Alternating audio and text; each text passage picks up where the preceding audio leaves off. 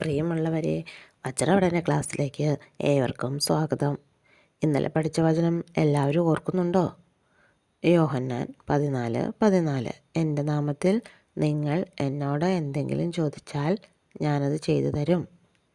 യേശുവിലുള്ള വിശ്വാസത്തോടെ അവിടുത്തെ ഇഷ്ടത്തിനനുസരിച്ച് നാം പ്രാർത്ഥിക്കുമ്പോൾ അവിടുന്ന് നമ്മുടെ പ്രാർത്ഥനകൾക്ക് മറുപടി നൽകുമെന്ന് ഈ വചനം ഉറപ്പ് നൽകുന്നു.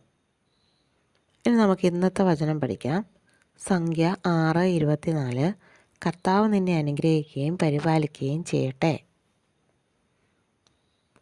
ആർക്കെങ്കിലും നമ്മൾ ആശംസകളൊക്കെ അറിയിക്കാനുണ്ടെങ്കിൽ ഈ വചനം പറയാവുന്നതാണ്. കർത്താവ് നിന്നെ അനുഗ്രഹിക്കുകയും പരിപാലിക്കുകയും ചെയ്യട്ടെ.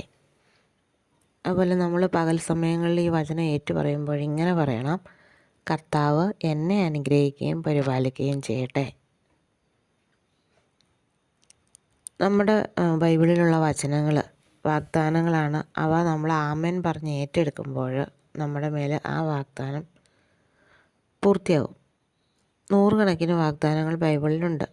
നമുക്കിങ്ങനെ ഒരു വചനം കിട്ടിക്കഴിയുമ്പോൾ ഈ വചനം ഞാൻ വിശ്വസിക്കുന്നു, ഏറ്റെടുക്കുന്നു, അവകാശപ്പെടുത്തുന്നു എന്ന് പറഞ്ഞുകൊണ്ട് ആമേൻ പറഞ്ഞ് നമ്മൾ വിശ്വസിച്ച് ഏറ്റെടുക്കുക. അപ്പോൾ ആ വാഗ്ദാനം നമ്മിൽ നിറവേറുന്നതാണ്. അതായത് നിയമാവർത്തന പുസ്തകം 5:3 പറയുന്നു: നമ്മുടെ പിതാക്കന്മാരോടല്ല, നമ്മോടാണ് ദൈവം ഉടമ്പടി ചെയ്തത്, ഇന്ന് ഇവിടെ ജീവനോടെ ഇരിക്കുന്ന നമ്മോട്.